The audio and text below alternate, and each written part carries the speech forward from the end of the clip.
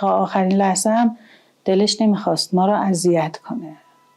اوایل به ما گفتن که مثلا من ذات‌الریه شدم. منم باهاشون میرفتم، یعنی ما غالبا وقتی دکتر میرفتیم هیچ وقت تنهاش نمیذاشتیم، یعنی تنها حاج آقا دکتر نمیرفتن.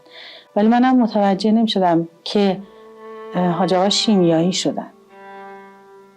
1 سال عرفه بود حاج آقا بیمارستان بستری.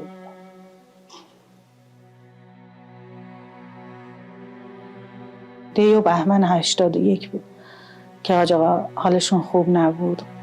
بعد از صدا و سیما آمدن مصاحبه کردن، یه گزارش اینطوری تهیه کردن و اینا.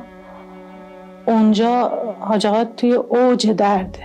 بعداً توی آلمان پروفسور فیروزیان که مسئول درمان حاج آقا بودن میگفتن دردیه که ذره ذره بدن رو از تو آب میکنه. ولی توی اون اوج درد به گزارشگری که ازشون پرسیده بود گفته همین الان با همین تن مجروحم همین الان آقا فرمان بدن میرم جبهه.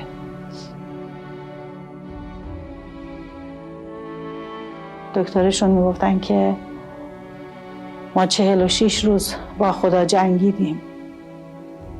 فکر کردیم که علم ما میتونه به اون چه که تقدیر و قضای الهیه فائق بیاد پیروز بشه، در صورتی که اینا خودشون اون موقع با عهدی که با خدا بستن به این سختی صبور بودن.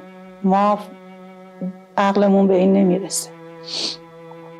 میگفت 46 روز هر جای بدن این شهید ما دست زدیم، خواستیم درست کنیم جای دیگهش خراب شد. معده‌اش رو خواستیم درست کنیم کلیه‌اش از کار افتاد. ریه‌اش رو خواستیم درست کنیم خونریزی داخلی کردن. توی عکساشون هم هست مشخصه که خیلی اذیت شدن، ولی اصلا حتی تو عکساشون هم نگاه کنین لبخند میزنن تو اوج درد. برادرشون یه بار این خاطره رو برادرشون تعریف کرده، میگفتن که من هر وقت میرفتم بالا سرش چشاش بسته بود، خیلی قصه میخوردم. بعد خب تنها بودن اونجا، هم زبون هم دیگه، فقط این 2 برادر بودن و دکترایی که از بنیاد می آمدن. یه روز دکتر بنیاد اومدن بالا سرشون. بعد برادر حاج آقا گفتن که من هر وقت میرم بالا سر برادرم همش چشاش بسته است، این مشکلی داره، اتفاقی افتاده.